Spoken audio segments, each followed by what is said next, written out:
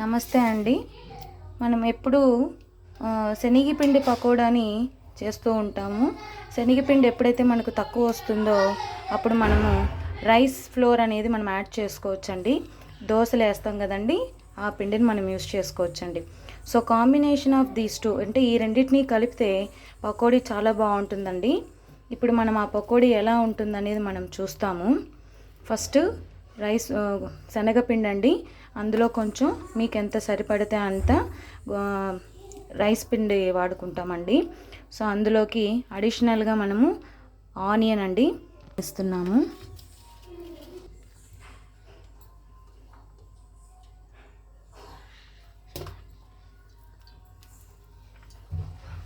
Onions అనేది బాగా సన్నగా తరుముకోవాలండి. బాగా స్లైసెస్ ఈ విధంగా రావాలి. ఈ విధంగా వస్తే ఆనియన్ బాగా ఆయిల్లో వేగుతుందండి. అప్పుడు తినేటప్పుడు క్రిస్పీగా ఉంటుంది.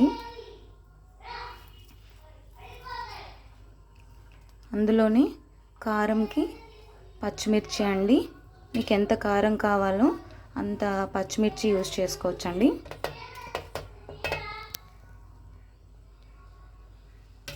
ఇప్పుడు ఈ మిశ్రమాన్ని బాగా కలుపుకోవాలండి.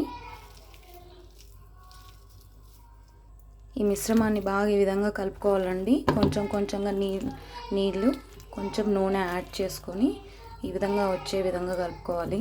ఇందులో కొంచెము వంట సోడా అండి, ఎందుకంటే బాగా కరుం అనే విధంగా రావాలి అని అనుకునే వాళ్ళు అది యూజ్ చేయొచ్చండి. మ్యాండేటరీ అయితే ఏం కాదండి, వంట సోడా అనేది వేసుకోవచ్చు, వేసుకోకపోవచ్చు అండి. మీకు బాగా క్రిస్పీ కావాలి అని అనుకుంటే వేసుకోవచ్చు. కొంచెం సాల్ట్ వేసుకోవాలండి.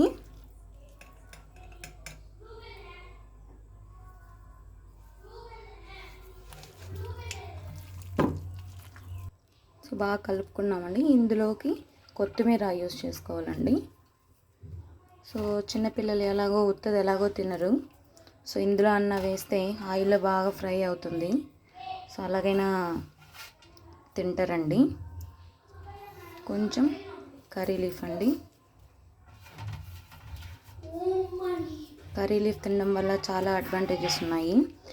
మామూలుగా అందరూ ప్రతి వంటలోనూ కరివేపాకు లేనిది వంట ఉండదండి. ఈ మిశ్రమాన్ని బాగా కలుపుకోవాలండి.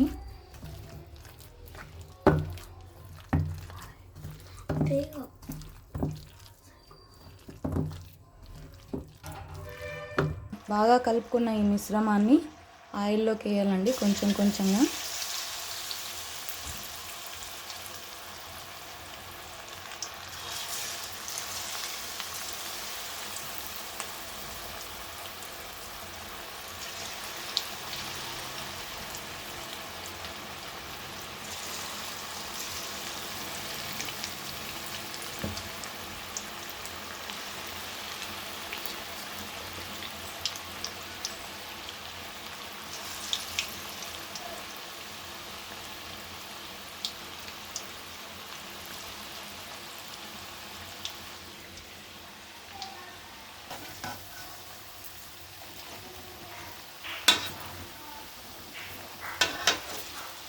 బాగా గోల్డెన్ కలర్లోకి వచ్చేంత వరకు వేయించండి.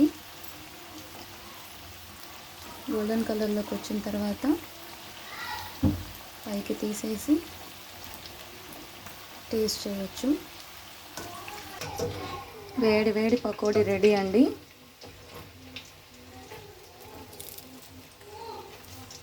చూడండి, క్రిస్పీగా ఉన్నాయి. మీరు కూడా ట్రై చేయండి. శనగపిండి అండ్ దోస పిండితో చేశానండి. ట్రై చేయండి, ఎలాగుందో కామెంట్ చేయండి. అండ్ సబ్స్క్రైబ్ చేసుకోండి, లైక్ చేయండి, share to your friends. Thank you.